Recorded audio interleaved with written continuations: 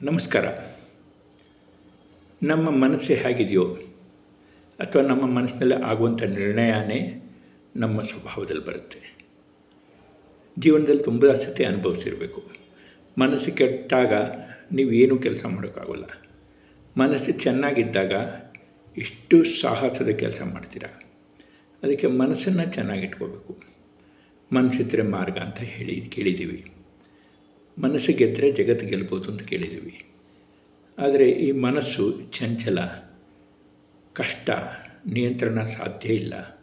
ಭಗವದ್ಗೀತೆಯಲ್ಲಿ ಅರ್ಜುನ ಎಷ್ಟೋ ಸತಿ ಕೇಳ್ತಾನೆ, ಮನಸ್ಸಿನ ನಿಯಂತ್ರಣ ಮಾಡ್ಕೊಳ್ಳೋಕ್ಕೆ ಏನು ಮಾಡಬೇಕು ಅಂತ. ಅದಕ್ಕೆ ಉಸಿರಾಟದ ಮೇಲೆ ನಿಯಂತ್ರಣ ಇದ್ದಾಗ ಮನಸ್ಸು ಚೆನ್ನಾಗಾಗುತ್ತೆ. ಮನಸ್ಸಿಂದಲೇ ಮಹಾದೇವ. ಮನಸ್ಸು ಕೆಡ್ತೋಯ್ತು ಅಂತೇಳಿದ್ರೆ ನಾವು ಹುಚ್ಚಾಬಟ್ಟೆ ಆಡ್ತೀವಿ. ಅದಕ್ಕೋಸ್ಕರ ಮನಸ್ಸನ್ನು ಚೆನ್ನಾಗಿಟ್ಕೋಬೇಕು. ಅದಕ್ಕೆ ದೀರ್ಘ ಉಸಿರಾಟ ಮಾಡಬೇಕು. ಮನಸ್ಸನ್ನು ಚೆನ್ನಾಗಿ ಹದವಾಗಿಟ್ಕೊಳ್ಳೋಕ್ಕೆ ಯೋಜನೆಗಳಾಗಬೇಕು. ಪ್ರತಿದಿನದ ಯೋಜನೆ, ತಿಂಗಳಿನ ಯೋಜನೆ, ವರ್ಷದ ಯೋಜನೆ, ಏನೇನು ಮಾಡಬೇಕು ಅಂತ. ಪ್ರತಿದಿನದ ಯೋಜನೆಯಲ್ಲಿ ಒಂದು 20-25 ಪಾಯಿಂಟ್ಗಳು ನೋಟ್ ಮಾಡ್ಕೋಬೇಕು. ಯಾವ್ಯಾವ ದಿಕ್ಕಲ್ಲಿ ನಾವು ಬೆಳೀಲೇಬೇಕು ಅಂತ ನಿಶ್ಚಯ ಮಾಡಿದ್ವಿ. ಪ್ರತಿದಿನ ನನ್ನ ಪ್ರಯತ್ನ ಆಗ್ತಾಯಿದೆಯಾ? ಬರುವಂಥ ಅಡಚಣೆಗಳೇನು? ಅದನ್ನು ಹೇಗೆ ನಿವಾರಣೆ ಮಾಡ್ಕೋಬೋದು? ನಾನು ಚಿಂತನೆ ಮಾಡಿ ಹೇಗೆ ನಿವಾರಣೆ ಮಾಡ್ಕೋಬೋದು? ಗುರು ಹಿರಿಯರಿಂದ ಕೇಳಿ ಹೇಗೆ ತಿಳ್ಕೊಳ್ಬೋದು?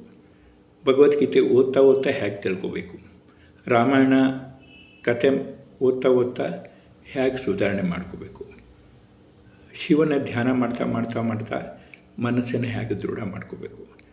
ಈ ಪ್ರಯೋಗ ಮಾಡ್ತಾ ಇದ್ದಾಗ ನಿಮ್ಮ ಮನಸ್ಸಿನ ಶಕ್ತಿ ಬಲವಾಗುತ್ತೆ, ಭಕ್ತಿ ತುಂಬುತ್ತೆ, ನೀವು ನಿಶ್ಚಯ ಮಾಡಿದ್ದನ್ನು ಸಾಧಿಸ್ಬೋದಾಗತ್ತೆ. ನನಗಂತೂ ತುಂಬ ಶಕ್ತಿ ಸಿಕ್ಕಿದೆ, ನಿಮಗೂ ಸಿಗಲಿ ಅಂತ ನನ್ನ ಇಚ್ಛೆ. ಆದರೆ ಒಂದು ತಿಂಗಳ ಸಾಧನೆ ಮಾಡಿದ ಮೇಲೆ ನಿಮಗೆ ಇದ್ರ ಬಗ್ಗೆ ವಿಶ್ವಾಸ ಬರುತ್ತೆ.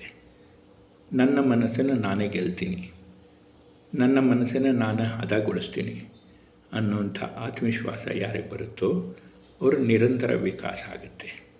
ಅದಕ್ಕೆ ಗುರು ಹಿರಿಯರ ಸಲಹೆ ತಗೋತಾ ಇರಬೇಕು. ಅವ್ರ ಮುಂದೆ ಮನಸ್ಸು ಬಿಚ್ಚಿ ಮಾತಾಡಬೇಕು.